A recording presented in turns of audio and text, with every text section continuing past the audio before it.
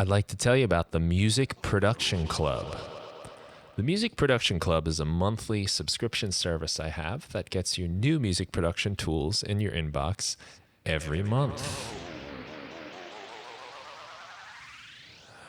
Right when you join, you get a whole bunch of things like my Ableton Live Pack archive, my live performance in Ableton Live video course, and Music Production Club exclusives Ableton Live Pack, an Ableton Live performance template, and my What Bob Ross Teaches Us About Music Production book.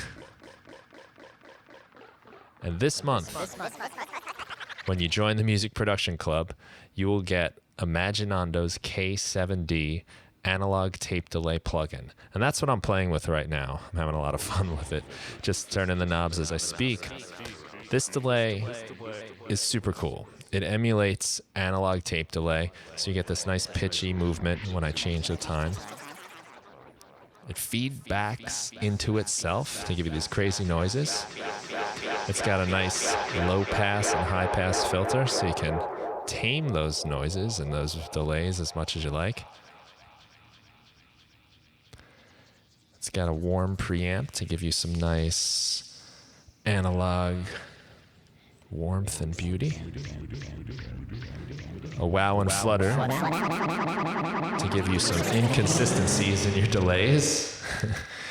And a ping pong feature to give you some nice stereo width. That's K7D by Imaginando, and you get that when you join the Music Production Club during November 2020. Go to brianfunk.com/MPC for more information, and head over to imaginando.pt to check out some of their great plugins. Hello, everybody, and welcome to the Music Production Podcast. I'm your host, Brian Funk.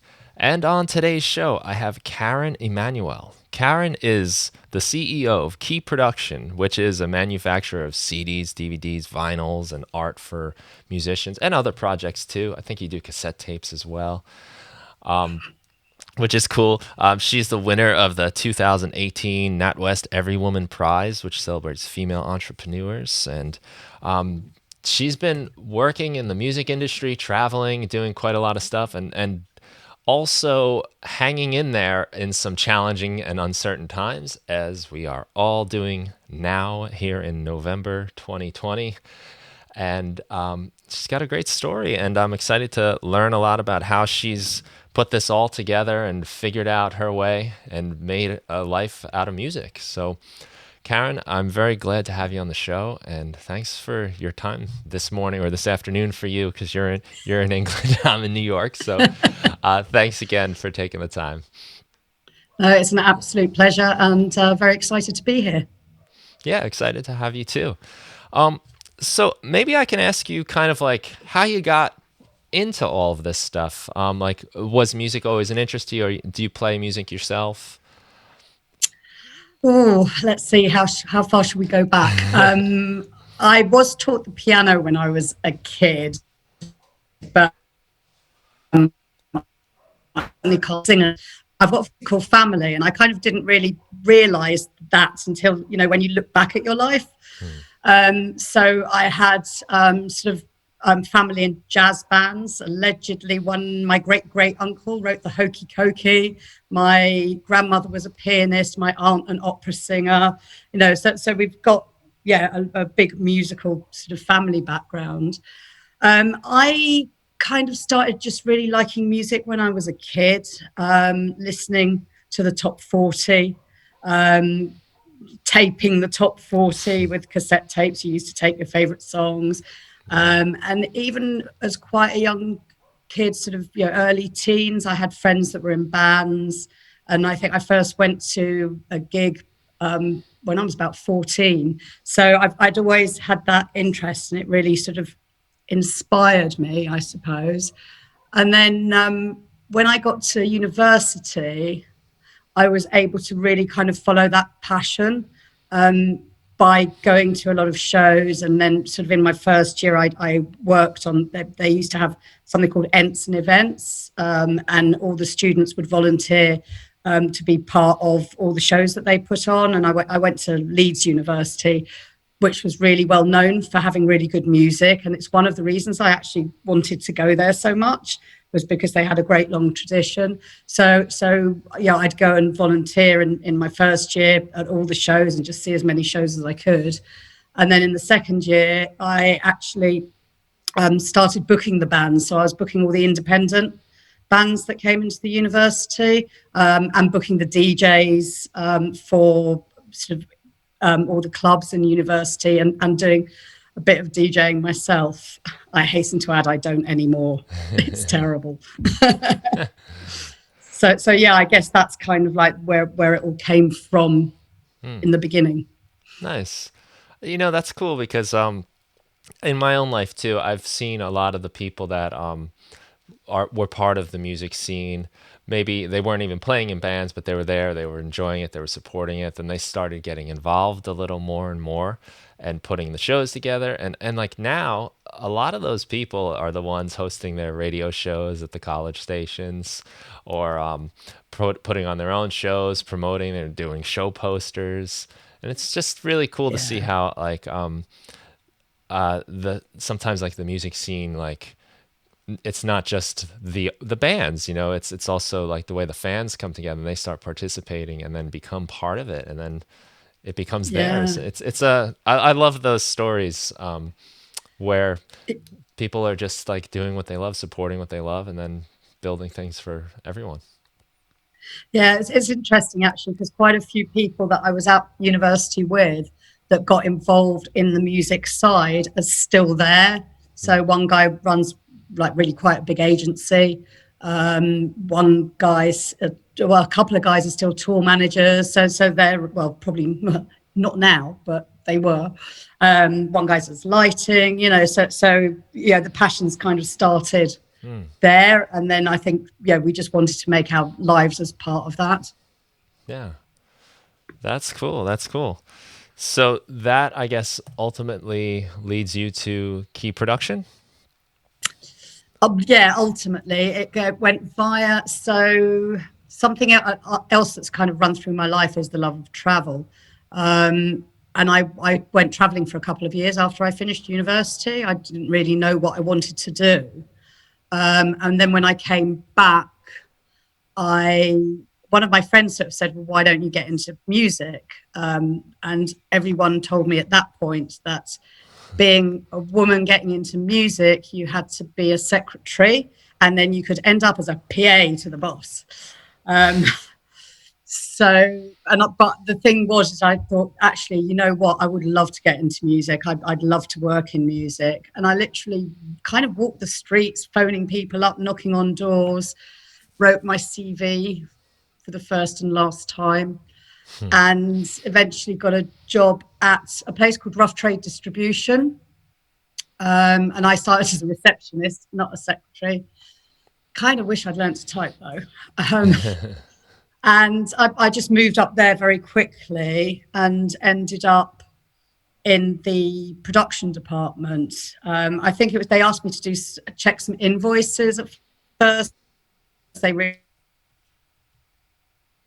quite, and I suppose a bit of a nuisance of myself as a receptionist, and getting to know all the different parts of the company, who did what, how it all tied together.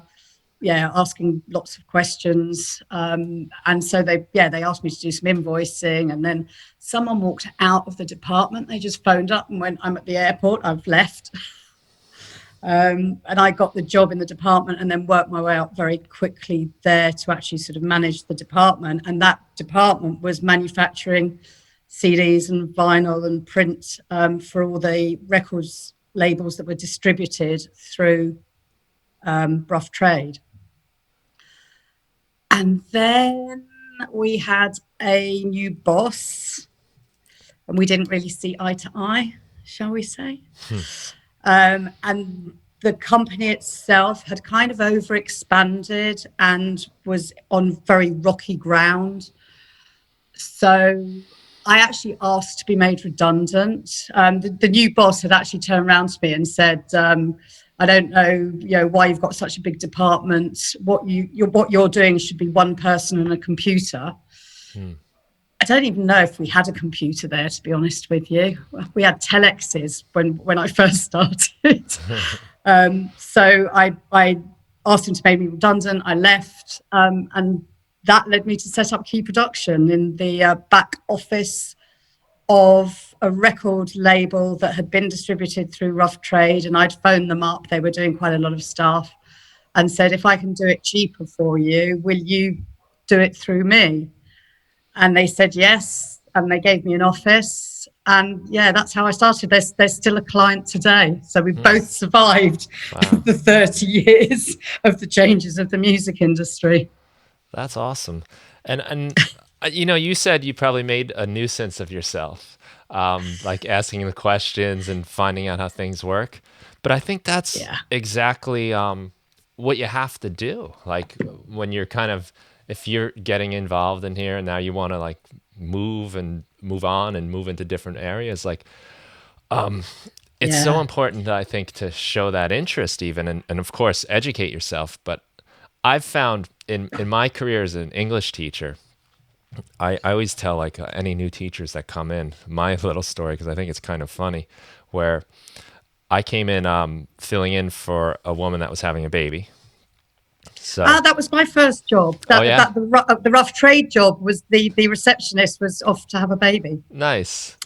Yeah, she is actually responsible for I think three of the teachers at my school now through her pregnancies, which is pretty cool. So I came in about midway through the year, got this job to finish the school year. And I was in the middle of, they were in the middle of Catcher in the Rye, which I'd never read in my life. And so they're halfway Great through. book. So I'm trying to read this thing as fast as I can to catch up to them and just stay like a chapter ahead. And really because like I didn't know what I was doing and there's a lot of surprises that come with teaching. You know, they don't prepare you in college classes for like the kid in the back of the room making like bodily function noises. There's not a day at school for that. I had a student one time run through my class in his boxer shorts as a prank to one of his friends.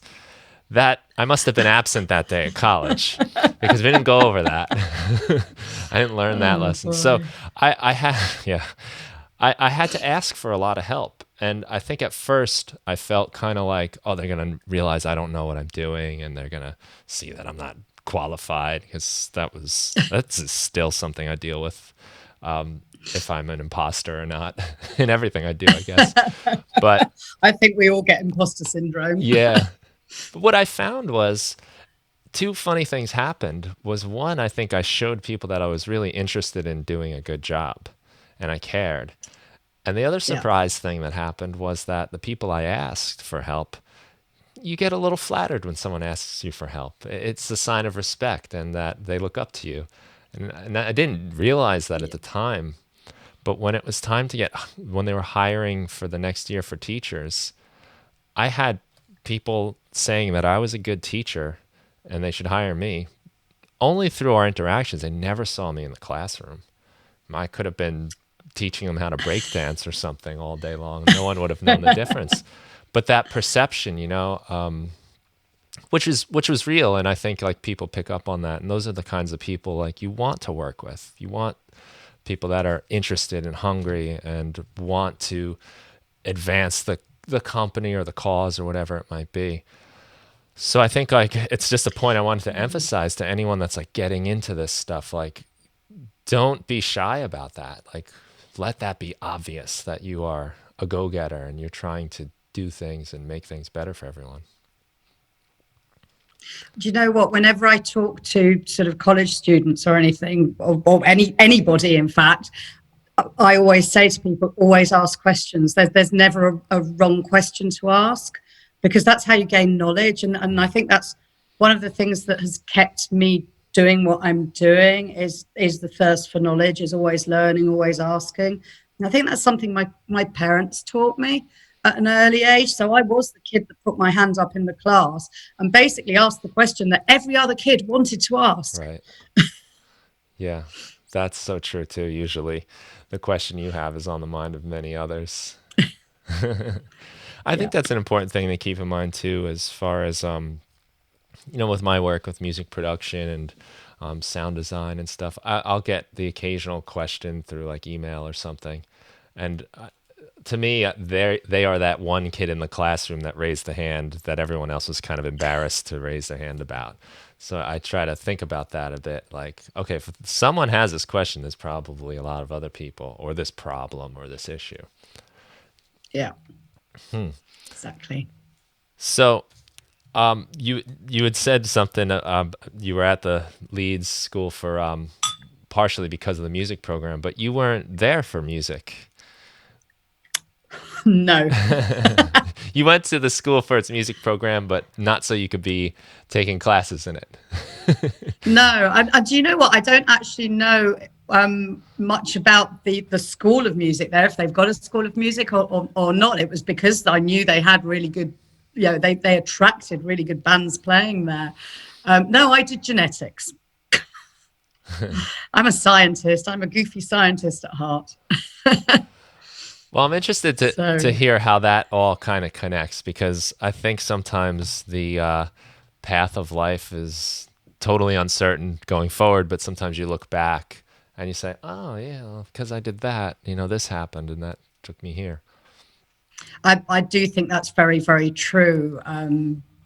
With being an entrepreneur, I looked back and realized that I used to make and sell earrings in marketplaces, and that was my first bit of entrepreneurship. And I didn't click for years later. I think with the genetics thing, it's slightly different. So I went into genetics because I wanted to know how things work. I kind of like problem solving, I suppose. So that has definitely carried through as being an entrepreneur running businesses and things. You've got a lot of problem solving to do. But the other thing, what I really loved about doing the genetics was not necessarily the test tube stuff. It was more about animal behavior. And what that led to was a passion for traveling and going to different places, normally because there was some animal watching to do. And I still got that, and I still absolutely love it. And then the traveling led me to, I was doing sort of touring some countries in Central America, and one of them was Nicaragua. And I went there, kind of fell in love with it, saw an A board with it said island for sale on the A board. And I basically, very long story short, bought the island and built a sustainable hotel on the island, which is sadly closed at the moment for obvious reasons. But yeah, I've had that now. It's been open for 10 years when it's open. Wow. So that's kind of how that link sort of came in from the genetics. Uh-huh.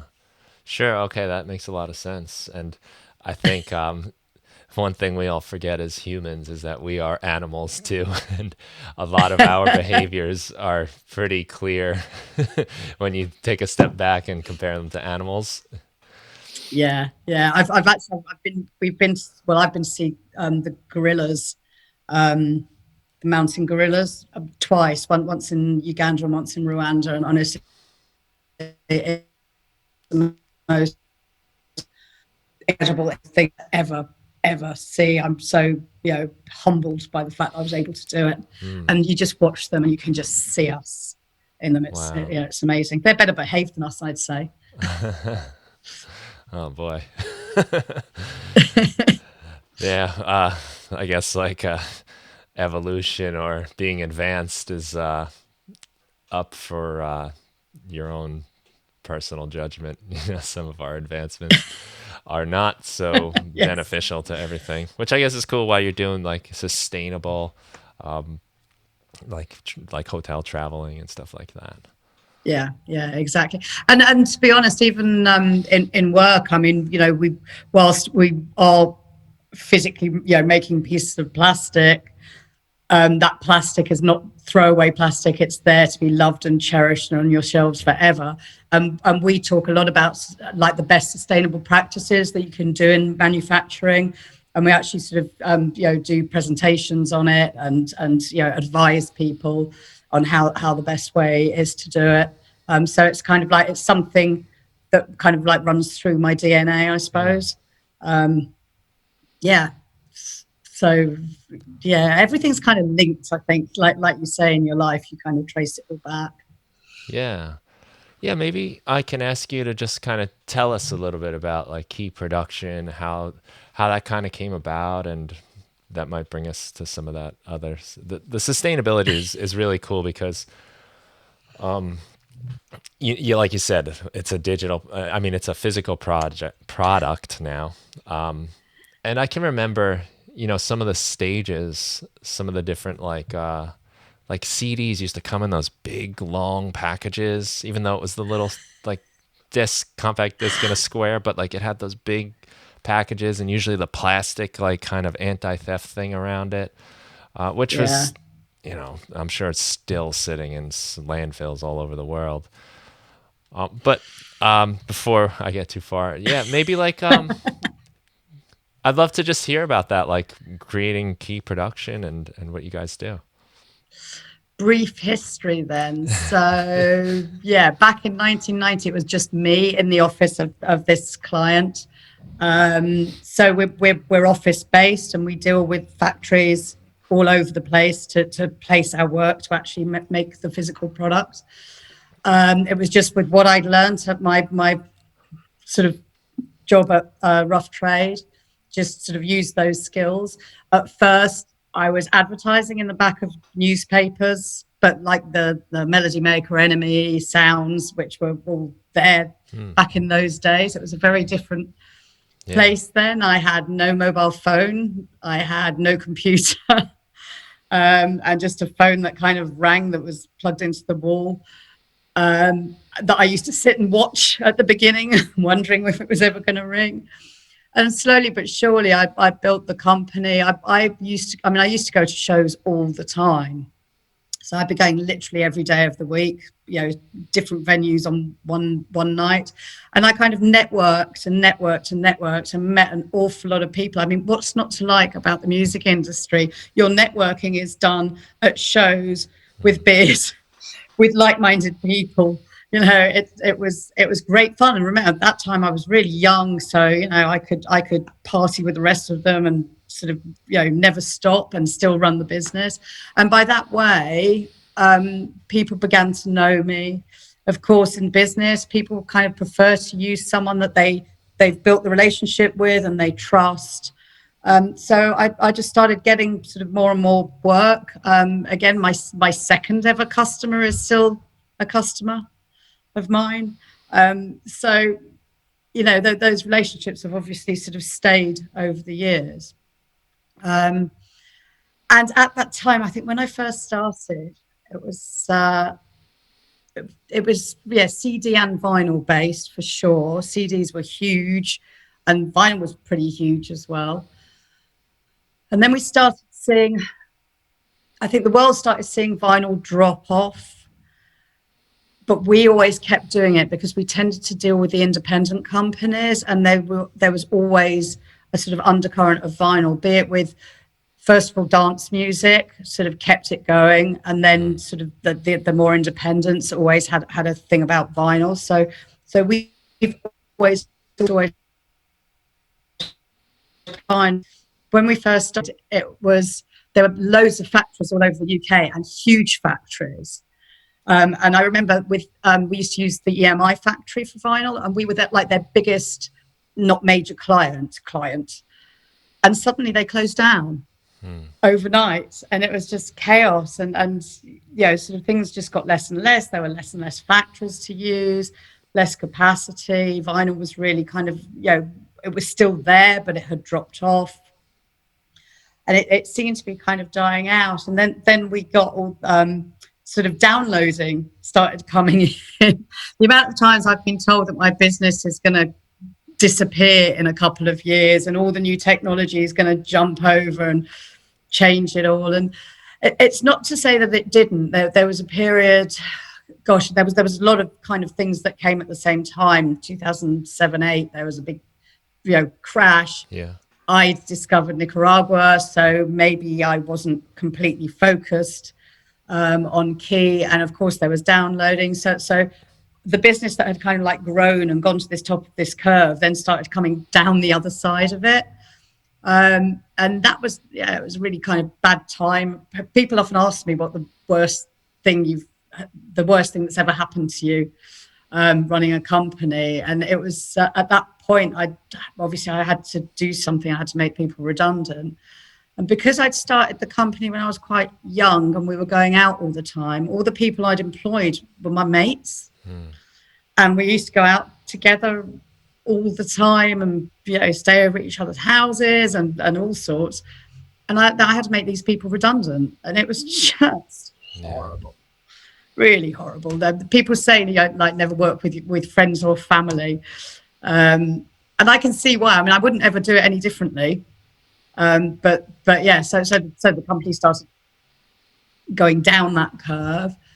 And then I obviously had to refocus a lot. And I bought a company that specialized in bespoke packaging, kind of in music, but also outside music. And I think in the back of my mind, it was like, oh boy, if this is going to take hold and if what everybody says is true and technology is changing so fast and no one's going to want physical product anymore, I need to look at something else. And of course, there's a huge market for bespoke packaging. Anything you buy is in a sort of fancy box. So I bought this company. The reason I bought it stemmed from the owner at the time meeting up with me. Now, when I very, very first started, she was actually one of my print reps. She worked for a printing company that I still use today, actually.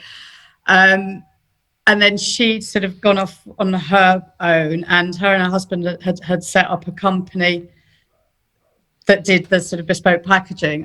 But she'd called me up saying, hey, we haven't seen each other for years. I hear you've just built a hotel with a spa. It's really exciting. Let me come and talk to you about it. So the reason she came to talk to me was about the hotel, but it ended up her selling the company to me, which is kind of mad. And then, but around that same time that we bought, and this is Think Tank Media, so it's still part of the group of companies, a lot of music started kind of going to, you know, people were really interested in making really beautiful bespoke product. So I just bought this company that had all this knowledge of how to make really beautiful bespoke product, and I could translate it into the music industry. So that kind of put me, I suppose, a step ahead. We've become sort of really quite specialist in that side of things, as well as everything else. And then everything kind of started changing around again, I guess. God knows where we are. 10 years ago, am I there? No, not even then. I don't know. I get confused. I've been going for so long, I kind of get confused with what happens. But anyway, I kind of started building the company back up, partly with that acquisition. And of course, vinyl started growing again. Now, a lot of people sort of say to me, oh, it's just been the last 5 or 10 years, but it began a bit before that even. So it kind of started ramping up. We were getting better known for doing bespoke packaging. And so we'd gone the curve, started up the curve again. And then I've made sort of a series of acquisitions over time, particularly over the last few years, that sort of strengthened the company in other ways. So, you know, not only were we good at bespoke, but one of the companies that we bought was sort of specialist in hand-holding the sort of individuals through the quagmire that is manufacturing. So rather than dealing with big record labels and distribution companies and so on, they were dealing with sort of people, just someone that's just started a band or just, you know, a singer-songwriter or whatever, and just holding their hands. And whilst we've always done that as key production, the way they built their business was online and through sort of social media and that's marketing. And we'd never done that. So they were kind of like the new kids on the block. And we'd noticed that we were losing quite a lot of work to them because of the way that they were doing things. So when I bought them, we bought sort of social media knowledge into the company, and now our social is actually really strong. And we do a lot of sort of social media marketing. So that sort of shored that up. And then I bought another company in Brighton who had a product design department. Again, we didn't have that, and we found that when we were out to get work, that we'd come across them, and they'd be able to do all these like 3D designs and sort of show what something's going to look like before it's even been made. Absolutely amazing stuff. And so it's like we were losing out work to them, so we bought them. And we kept the product design part of it, and we kept all the staff as well, and still got an office in Brighton.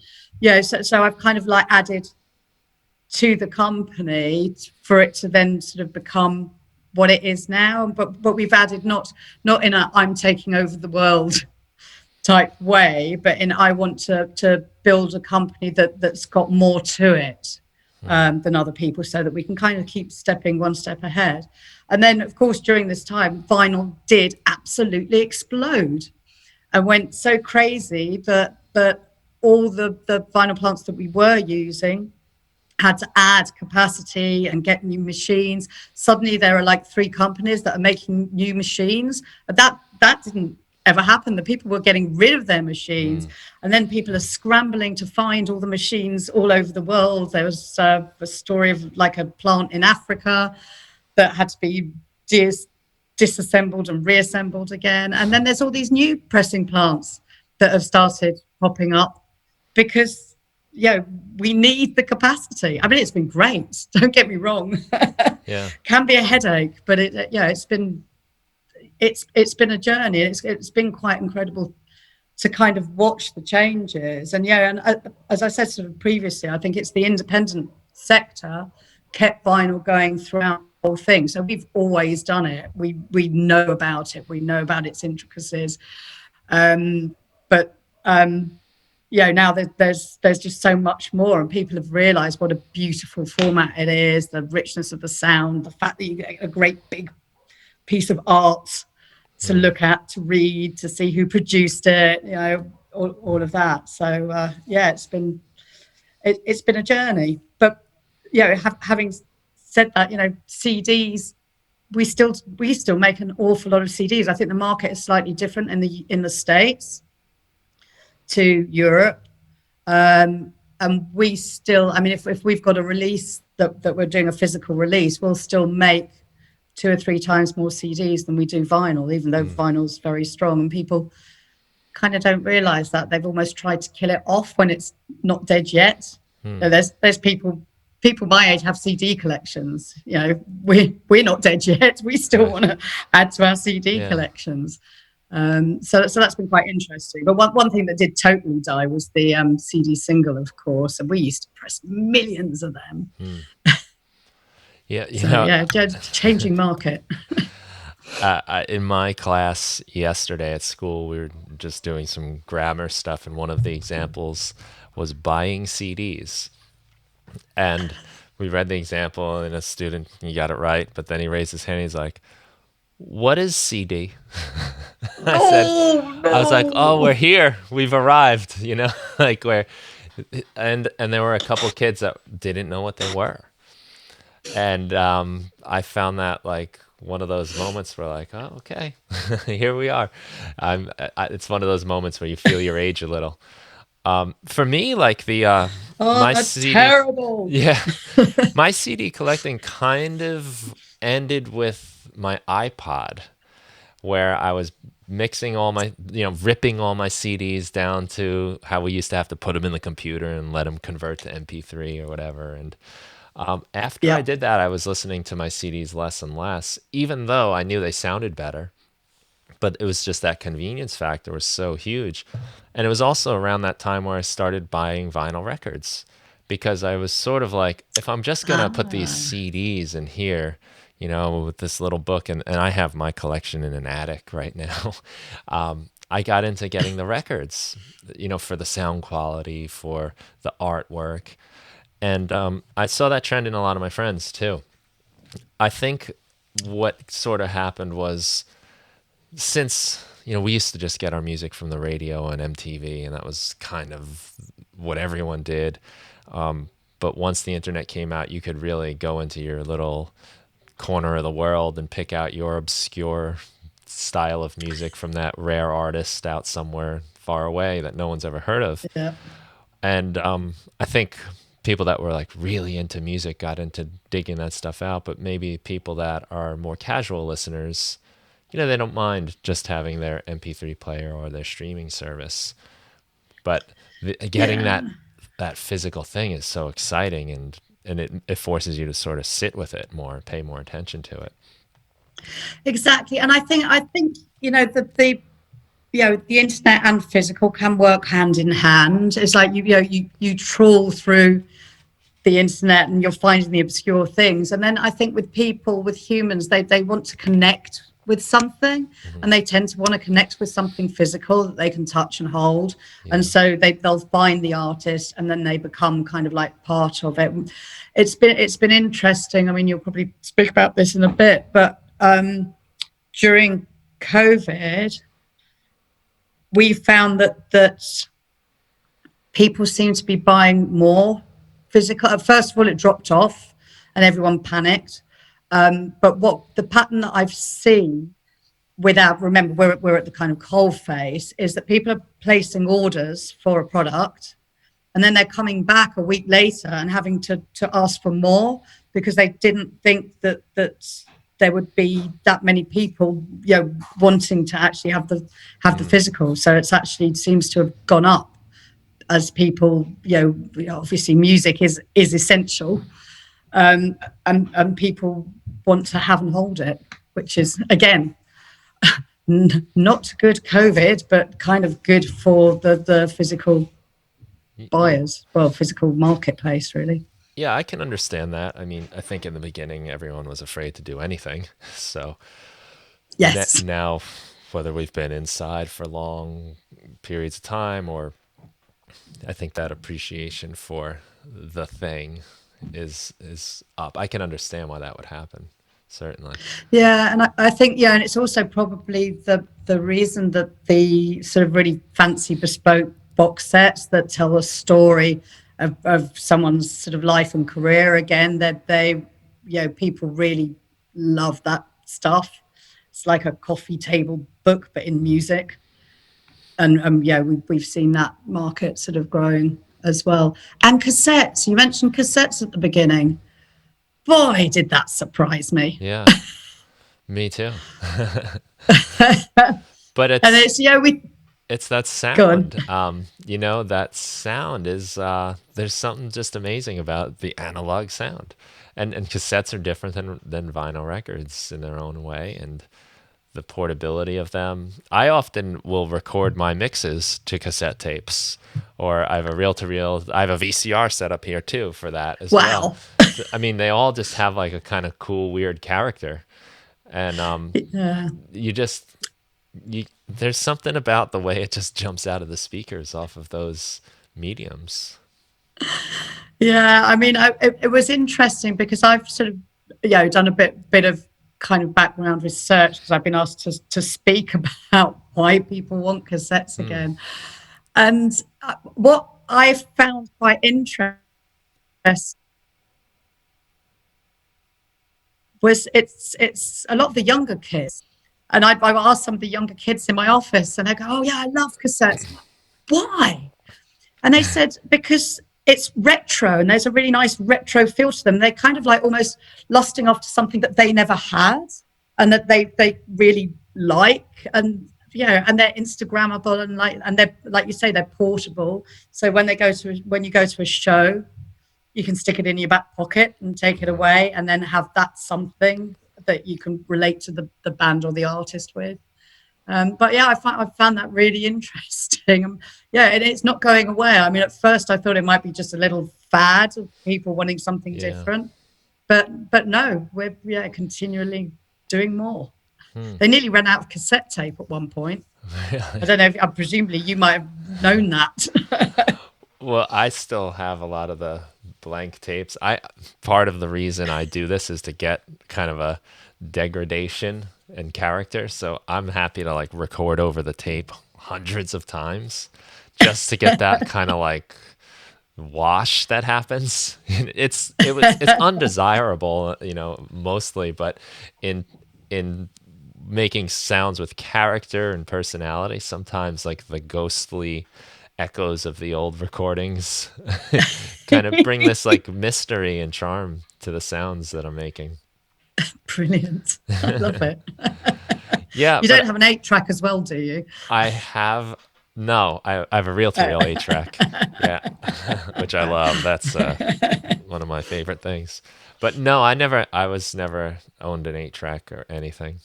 Oh, That I I remember my dad had one in his car. It was the Beatles' Blue album. Oh, cool. That like greatest hits compilation. Yeah. That's a good one. Yeah, I guess it was. I don't know if that's going to happen. That might We be. have been asked. We have been Yeah. asked. A couple of people have asked if we could make them. Yeah. I don't know that I've ever really listened to any music on an 8 track. If it was, I was so young I don't even remember anything about it. Yeah. I'd be interested if there's something to the sound of it, you know.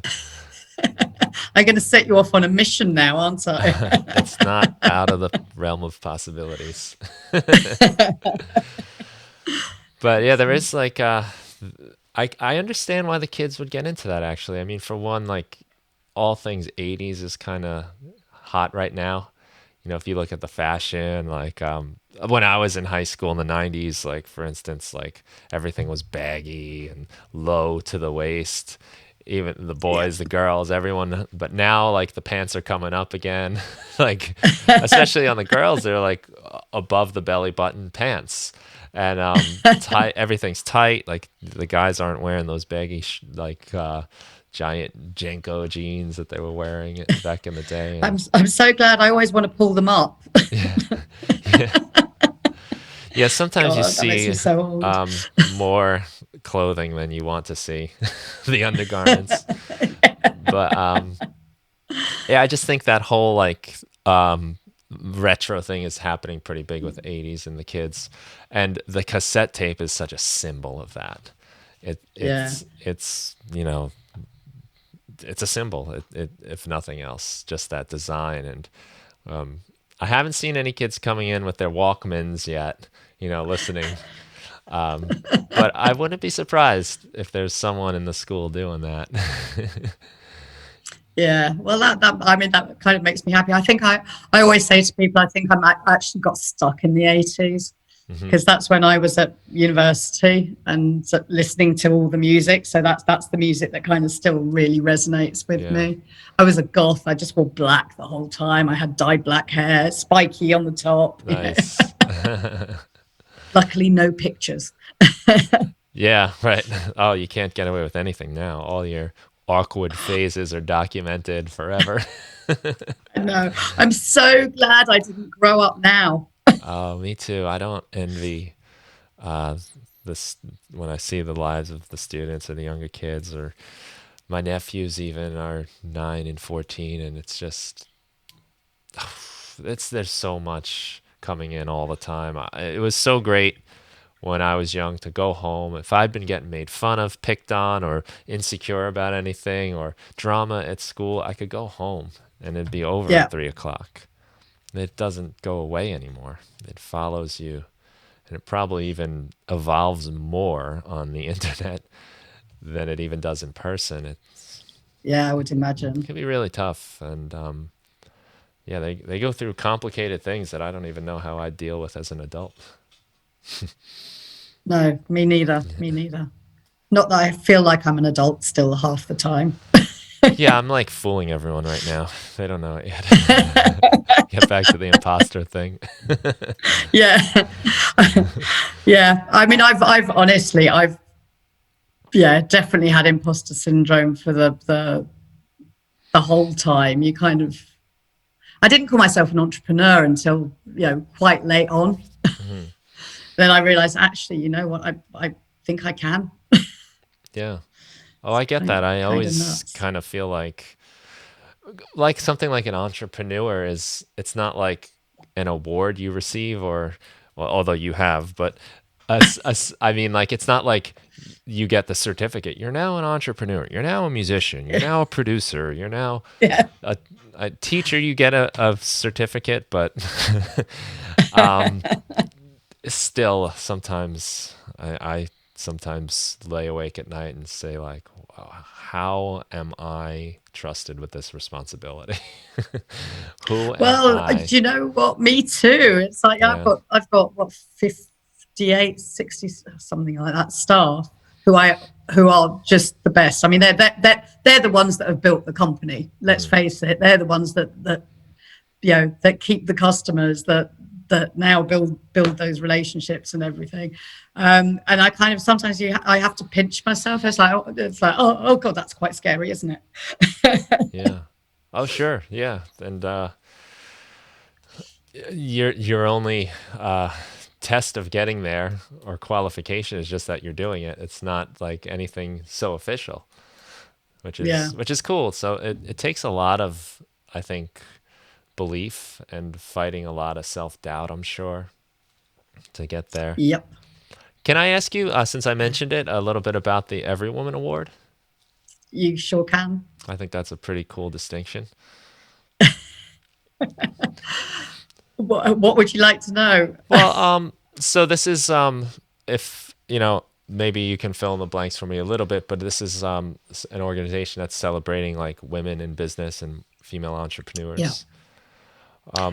It Yeah, sure. it is. It's pretty prestigious, and I'd kind of seen it. I'd been aware of it for many years, but never really put myself forward or had someone else that put me forward. And I, it was quite incredible. It's very inspiring because even during the processes of all the interview processes that you go through, you just meet all these other women entrepreneurs, and when you meet them, you're like, there's no way I'm anywhere close to as good as they are. It's like they're just amazing. And you go through all a lot of interviews, a lot of process, and then when I actually went to the night, I didn't have a clue that I'd win. I mean, I won the overall award. So it's all split into sort of different types of awards. So there's one for social enterprises, there's one for working mothers. There was one. The one that I entered was for businesses that were more than 10 years old. And so when it got announced, I was like, oh, that's a shame. I didn't win it. I kind of hoped that maybe I would. And then they have an overall win, like the top person of everyone that's there. And it was hilarious. My husband was with me and he was sat next to me and he hadn't clicked. So they do this introduction without saying the name of the person. And so they were talking about me. I'd realized it was me. So, of course, my natural reaction, I just burst into tears. He's watching the screen and the penny didn't drop for him. Who is this woman And they're talking about? She sounds fascinating. then he turned around and saw my face and it kind of dawned on him as well. And it was incredible. And talking about sort of being an imposter, people have asked me since. It's like, I think they even asked me at the time, maybe it's like, what's this move you? This is like 28 years into running a business. I went, it means I now realize I'm successful. Hmm. And it had taken until that point to win something as big as that for me, for the kind of penny to drop for me, that actually I was doing something right. I really was successful. Hmm. So yeah, it was really sweet. All my staff kind of had been listening or something, and they all sent me this little note afterwards, and they'd all not tape themselves. God, you see, I'm talking old language now. Videotaping. But yeah, recorded themselves on Yeah. recorded themselves on the phone, all cheering for me. It was so sweet. But just more tears. Well, Well, that's So cool. yeah, it was really really something. So It's nice to get that official like recognition. Like you said, you made it now. I yeah, would yeah, guess, judging from your story, like part of the reason you made it, so to speak, was because you persevered. You just kept going, and I think sometimes like when we have our little victories, they're nice. Maybe like sales are good or whatever is going on, but they kind of fade real fast, and I think people that keep going are the ones that don't get too caught up on those and just keep looking ahead and keep pressing forward. yeah. I think so. I'm stubborn. Yeah, I think that's an important trait to just keep pushing because I wanted to ask you like as like the industry is changing so much and you said like who wants physical copies of anything anymore, and all the companies are closing, and rather than you maybe considering like is this time to get out, you're actually scooping those companies up and adding them to become like the specialist in the area. So it I guess it puts you in the position where you're the person to go to now, and even though maybe things are collapsing around, you're able to like become the person Yeah, or the company. yeah, and I don't think as I said earlier, it's like the amount of people that have said, "Oh, you've only got, there'll only be 5 years, and then no one will be buying whatever, whatever, whatever," and that's never happened. And I think certainly with the vinyl side of things, we've created there's now a whole new swathe of vinyl enthusiasts and collectors. 18-year-olds that are buying into it, and now they're forever sort of thing. So I can't see that ever changing. As I say, CDs are still relatively, strong. I mean, not strong to what they used to be, but still there in the UK. And whilst they might drop off over the years, there'll still be a niche for it. As I say, look at cassettes. So I still can't see. I still think there's plenty of life in her. Mm-hmm. um, because there is always going to be those sort of buyers, and there are people. At one point, people were scared that there was no one that could kind of like work the machines. There was no cutting engineers. They weren't making parts for the lathes to cut the records, and all of this. So there'd been a lot of panics, and when all the new pressing plants started up, they were calling people out of retirement, sort of 70-year-old guys Wow. that had retired, pulling them out to get them to help with setting up the plants. But now that those people, they've been able to pass on their knowledge. So that again, there's another generation of people that actually that are cutting engineers that know how the machines work and so on. So Hmm. there's still a legacy there, and and I think with the bespoke product as well, that's always going to be there. It might change what's inside the box, but there's still going to be lots of stuff to make and put inside, and as I say, I still think people right from the beginning have said, "Oh, it's all dying. You're not going to have a company."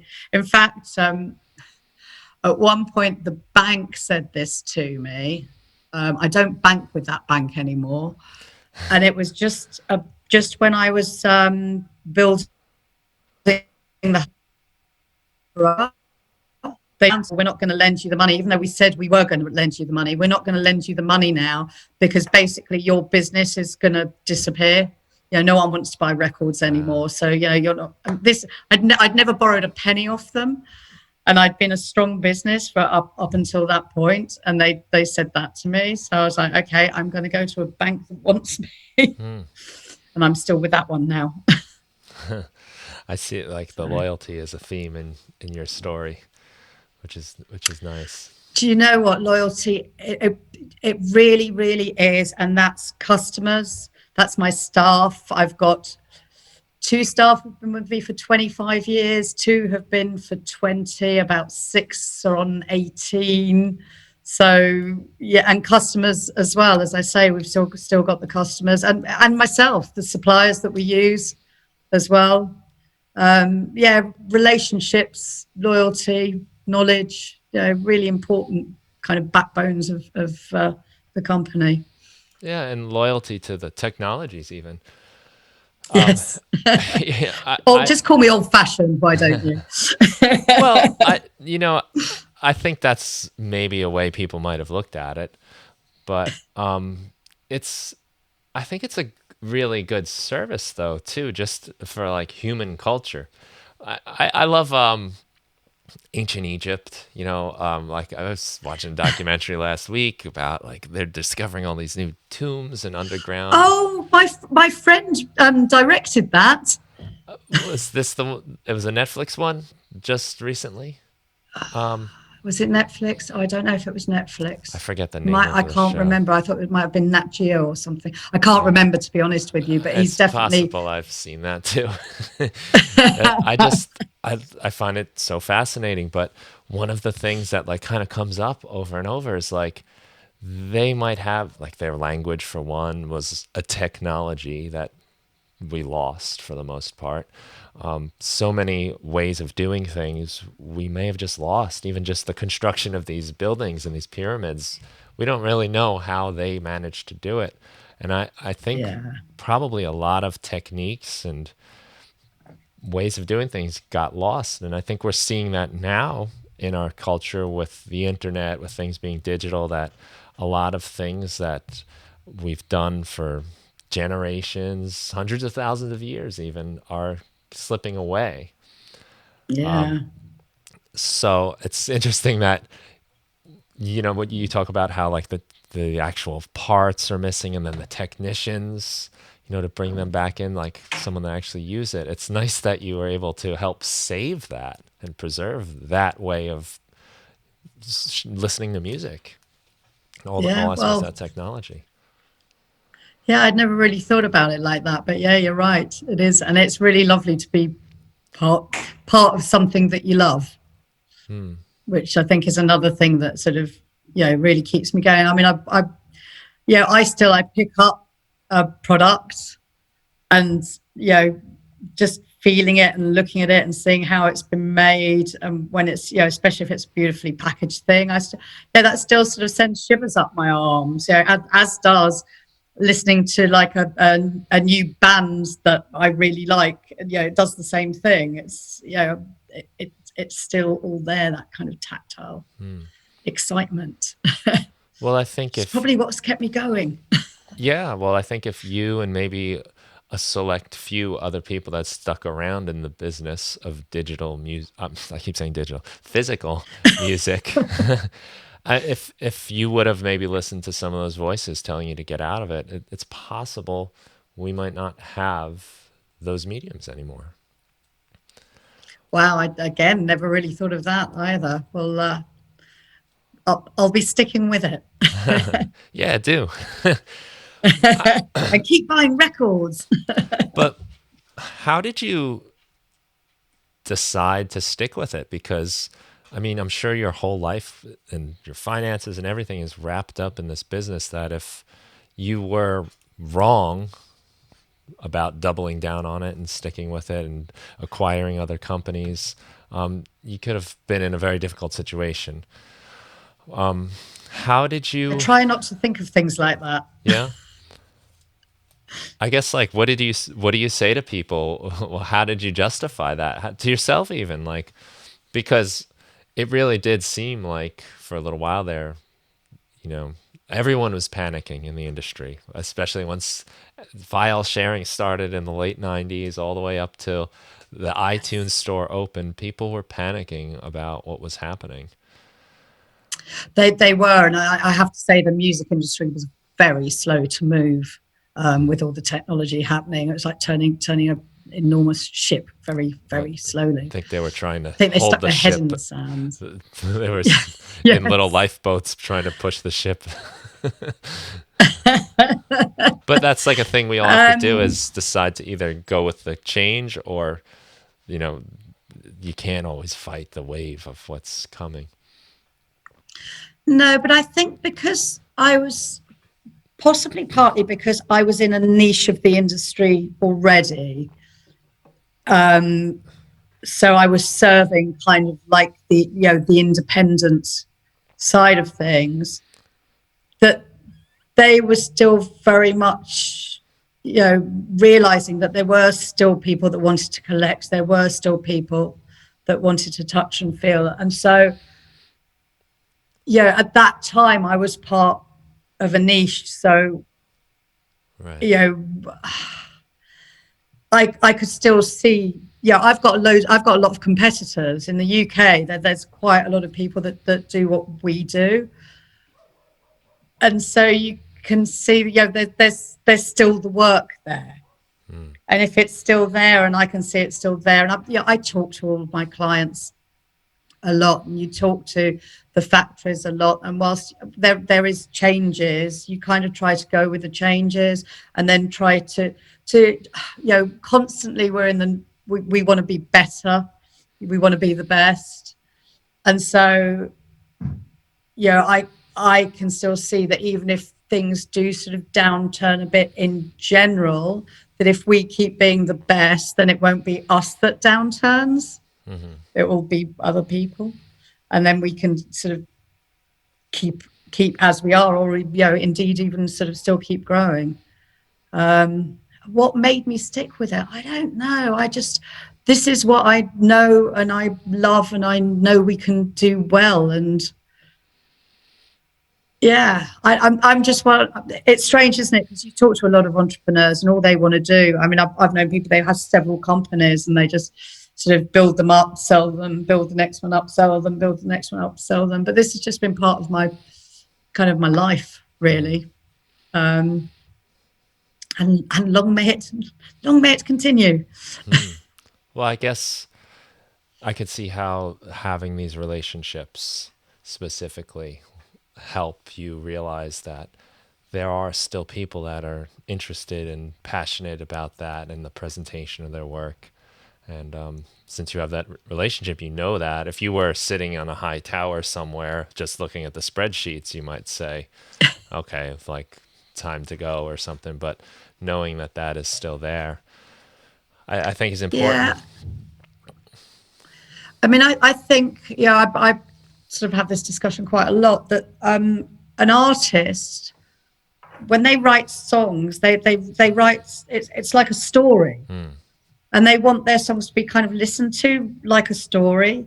And I think with an album of material, that's what you're listening to, and it's the way an artist wants you to listen to it. Whereas if you're just taking a little bit here, a little bit there, you're kind of like not getting what they're trying to tell you.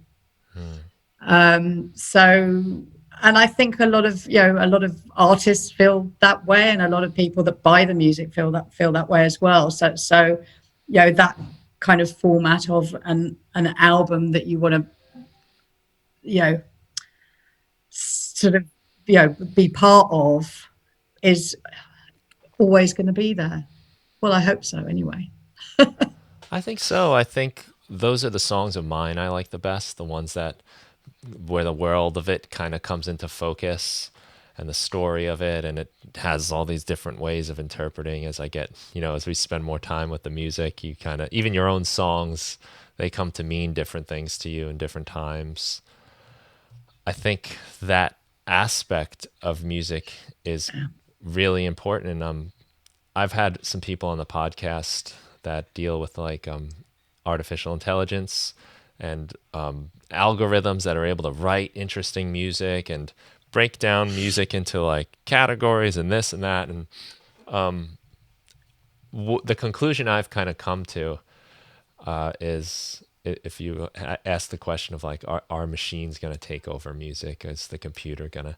Because it's getting to the point where if I don't know, if I have a TV show or a shopping mall that needs music, we can pretty much tell a computer, give me some like pleasant adult contemporary, not too edgy, but like energetic. You can pretty much program that in. And soon enough there'll be computers that'll just make a new song for you on the spot in those genres. But Mm, they're not making the story. They're not doing the artist's experience. And I think back to like in the 90s when I was a teenager, like I wore flannel shirts, ripped jeans because Nirvana did that. And I bought yeah. into their aesthetic of like kind of like against all the like glitz and glamour that came before that. And I don't think that that's going to happen with, machine that just pumps out ambient shopping song 87. So No, not at all. the albums have become like part of that experience where the story and the world of the song really comes to life. It's part of the presentation of it. Yeah, and I think, like you say as well, people kind of they buy into.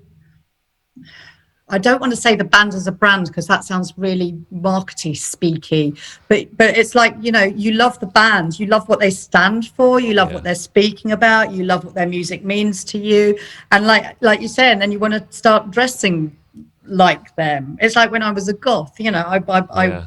I wore all black because all the bands that I like Bauhaus and people like that. Yeah, that was the image that they had, and I bought into all of that.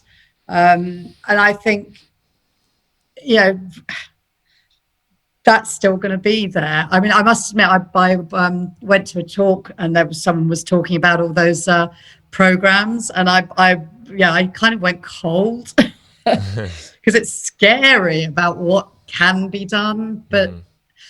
I suppose it's the same like in the times of COVID.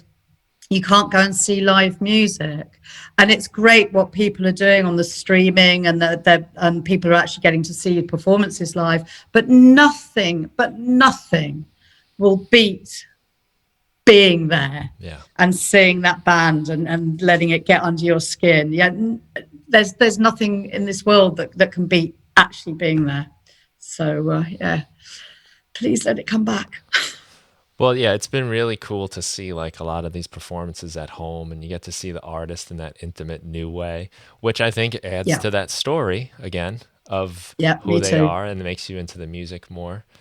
But you're right, like feeling the music, with people being in that like same wavelength and mentally with a whole crowd of people, the mob mentality in its most Yeah, like positive form is it's indescribable. It gives you chills. It makes you thrilled and forget about your problems, and it's a beautiful release that I yeah. don't see that going away.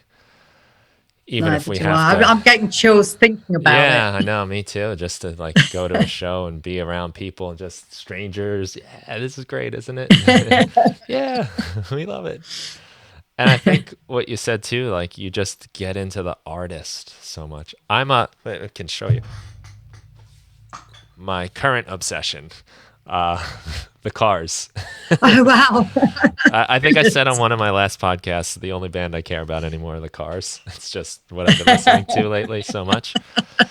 But I'm Excellent. one really fascinating thing that has happened that hasn't happened for me in a little while. That used to happen all the time is as I'm like going in through their catalog and just exploring, watching their interviews and shows, it just I get sucked into that world and who these people are and what they do, and it makes me enjoy everything they do, even the songs that in the past, I might have skipped to get to like a song I like better or whatever. Like it's been really cool to see how by just immersing myself in that world, it's really expanded my appreciation for it. And it takes you in so many different directions because you get into influences and how it affects me as a musician. And I think that's something you just don't get without the human side and the story that's being told, like you said. And a lot of that happens like through Yeah, the physical aspects of that. I wanted to exactly. ask I mean, you. I Oh, I'm sorry. Go remember. ahead. Go on. No, go ahead. I'm I sorry. We was had just that going to say, delay. I remember. Yeah, people. you know, when they read the back of an album sleeve and they see who produced it, and then they'll go and find that producer and what else they produced. So yeah, just like, yeah, so it's that physical rabbit hole. Well, that's funny you say that because the Cars, for me, I mean, I remember them when I was a kid. They're some of my earliest memories of MTV and seeing, and I remember like seeing the Cars because they were so like kind of weird, back in the day for a like 5-year-old or whatever I was. But when I was a teenager, Weezer came out with their first record, which I was loved. It changed how I saw music, how I wrote music, how I play guitar. And I look at produced by Rick Ocasek. I was like, oh, who's this guy? And then he's in the Cars. Look at that. And that was my first exposure to like, as a music fan, to the Cars. I can Right. remember them as a kid, just subconsciously going into my head, but as like a music fan to like go into that was through that. And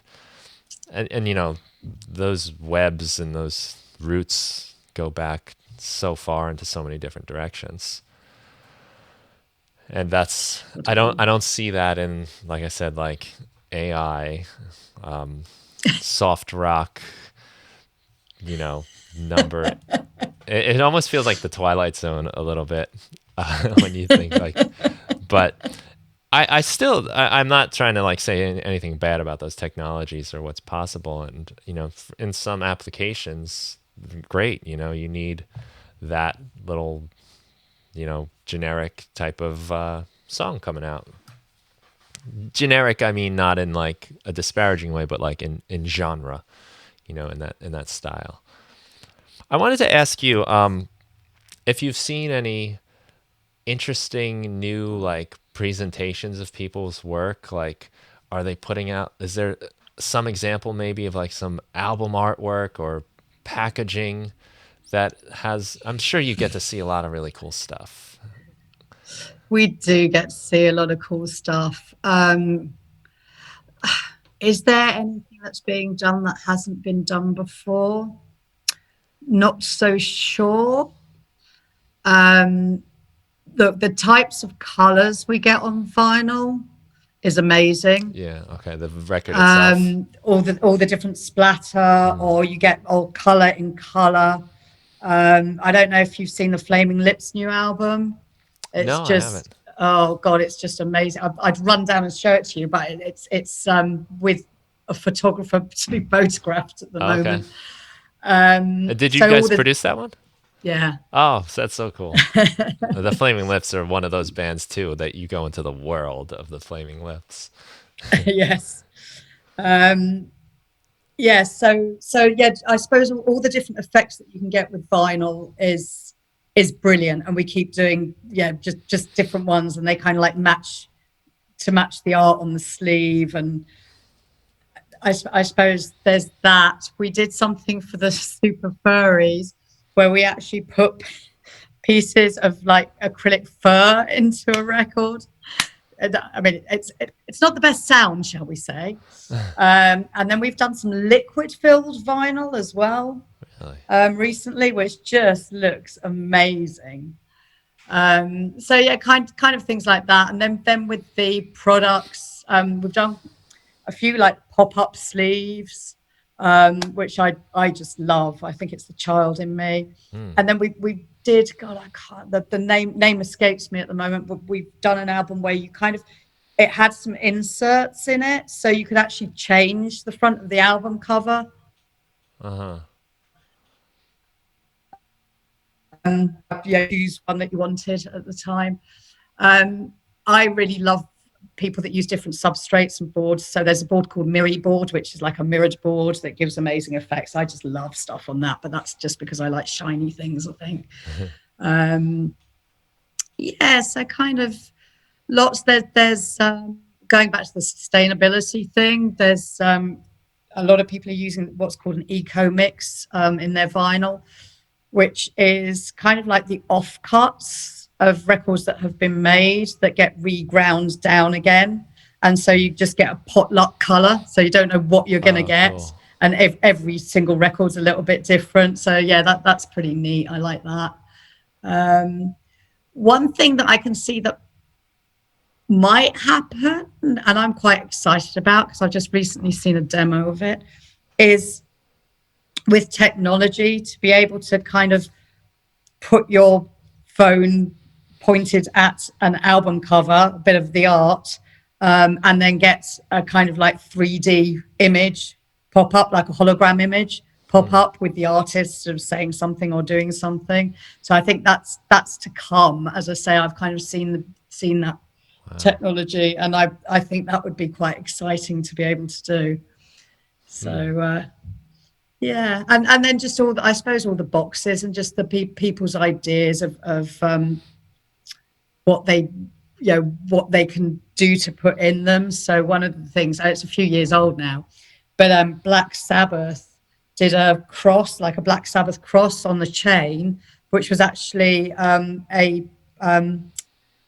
memory stick. So it kind Oh, of cool. pulled out. It was really cool. Huh.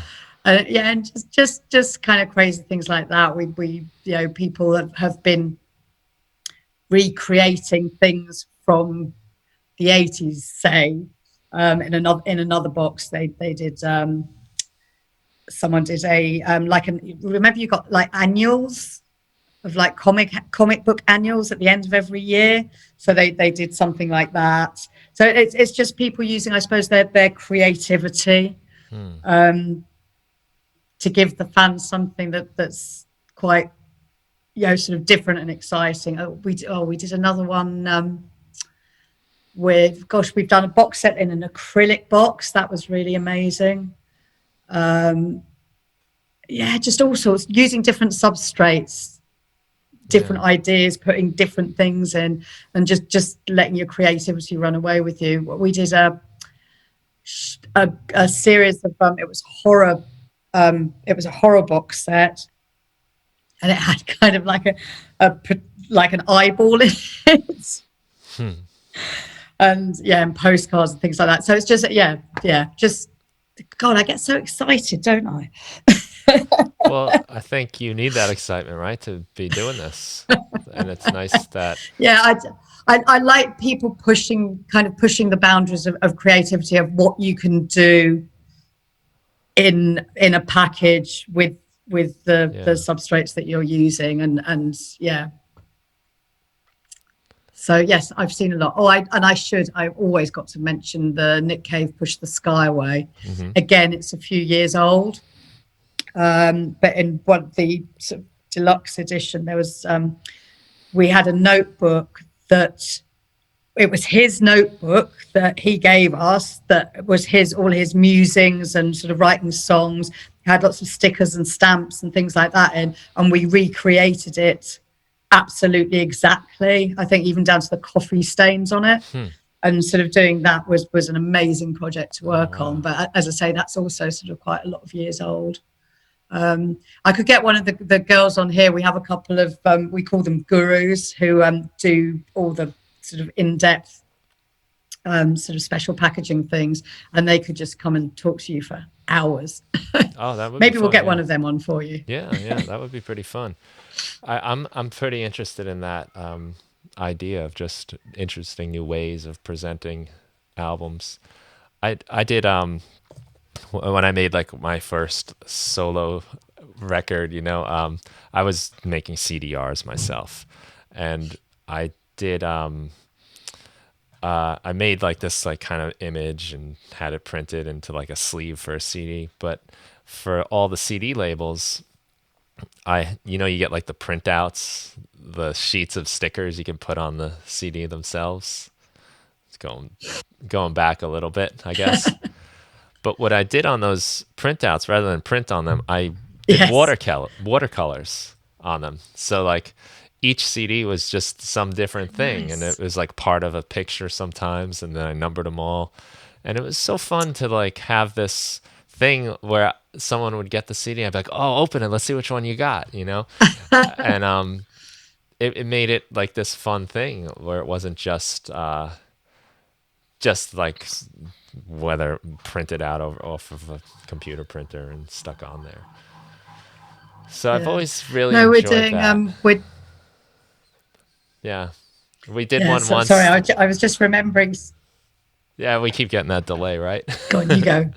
I'll just finish it off. We did one once, a friend of mine and I, where we took all the envelopes that you put the CDRs in. They were just like the paper envelopes, and we put them all out on the floor, and we painted all of them. We made like this big like collage, and there were like I think 50 or 100 of them, like limited release, and you got like one part of, and the album cover was a picture of all of the CD covers. So when you got the Brilliant. CD, you got one piece of the actual album cover that we photographed. It wasn't Oh, really that's an actual brilliant. I image, like but that. yeah, it was fun. It was like, if we're gonna do it, let's try to have some fun with it and make a project out of it. Yeah. We've got one customer at the moment. They're celebrating their 15th anniversary, and they've done 15 vinyl for their 15th. And they've got, I know it's a lot of it is like half coloured, but along the spines, they've done it so if you buy all 15 and it all lines up, it says something along the spine. So you have to have the full collection to see what it Nice. says, which I thought was really clever. I really like Yeah. that. Yeah, that's really cool. And that goes, I think, very well with the mindset of someone that collects vinyls. They are, like you said, that you're kind of hanging on to them, and you probably have them displayed in somewhere, and then to have like some sort of message or image. Yeah, Yeah, that's cool. yeah, I like it. There's a lot to be done with all of this. I'm sure we'll see some cool innovations, and people get creative as people kind of long for that physical thing. And so much of our world has become digital and through a screen. Yeah, but to touch something and feel something, like, like as I say, who doesn't like flicking through a coffee table book with beautiful pictures and things in, and it's the same with music as well. Yeah. It's inspiring. You got me thinking as to like what's next, what fun can I have? Well, cool. No, and I love. I was sorry. I was just Yeah. going to say that was something else that came into my head. The way that you can digitally print these days means that you can do a series of covers. Each one is slightly different, and that kind of goes with what you were saying. And again, that's pretty exciting. We've done a couple of those. Yeah, I mean that was always part of the fun. Like when I used to collect like comic book cards, like superhero cards, and it was always fun. Like, what did you get? Which one did you get? And you're trying to collect the set, and they're all like, there's some variations in there, but that like Yeah, fun of, oh, you got that particular one. That's the special one you have, and then it's like another dimension of enjoyment. yeah, And when we exactly. And we release need music, that. we release music digitally, and sometimes it just disappears into the noise of the internet. Even if I add it to my iTunes library, it gets lost. I mean, after it gets past like my recent editions, it's just in the shuffle. And, there's a lot of great music I think that I've kind of let slip away just because it's now just a file in an imaginary world. But the records are there, and I pick them up and like, oh, let's put this one on and sit with it and pay attention Yeah. to it. So over lockdown, some friends we've played a couple of times. Called that person on the Zoom call has to call out like a shelf and a number, and then you go to the number of shelf and the number of record, and then you pull it out and play that record. Oh, that's so cool. That's a It's really good fun. And then, well, my husband and I have done it as well, just with each other. It's like your shelf, second on the right, number 4 or whatever, and then he goes, okay, yours, because we've got different shelves for our records. yeah. That's funny. Well, it's like a personal thing, like this is my thing. I get like that sometimes, in a way, like with like my streaming Apple Music, like I don't want to put that on mine because it's going to influence all my algorithms and it's going to think I want to hear more of that stuff. Brilliant. It's funny. Well, this has been a lot of fun talking to you, Karen. I really thank you for your time. We want to send people to check out Key Production. Where is that website? I got it right here. It's just keyproduction.co.uk. That's correct. Yeah. Very cool. And yeah, like going through the site, looking at some of the designs is fun, and to see like what's possible, if you're going to do a release. I And think check out it's our Instagram as well. Instagram. Cool. Is that just Key Production?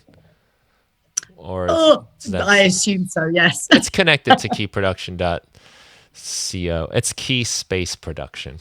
Instagram.com/key space _ But yeah, it's inspiring to see like what you can do, and I would really say to anyone listening that has never like done any kind of physical release, even if you do like a run of 100, there's something pretty cool about having your work in your hand to see, to show, to just keep, I mean, for instance, I just stumbled across an old band bio picture from when I was like 20 years old, probably. And, it's me and my 4 friends sitting in Central Park looking like all introspective and emotional, which is so opposite of how we actually are, which is really funny. But to hold that picture, there's so many digital photos you have on computers and phones, but to like sit there and just say, wow, look at this, to take it in. I would encourage people to do that for yourself as a treat, even if you're not. I still have boxes of CDs from old bands in my attic, that I know. I just give them to the other band members as Christmas presents every once in a while as a joke.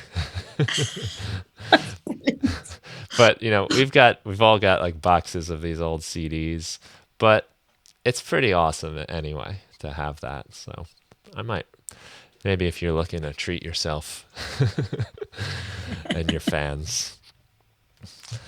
So thanks so much, and thank you everyone for listening. Have a great day. Thank you very much. It's been a lot of fun.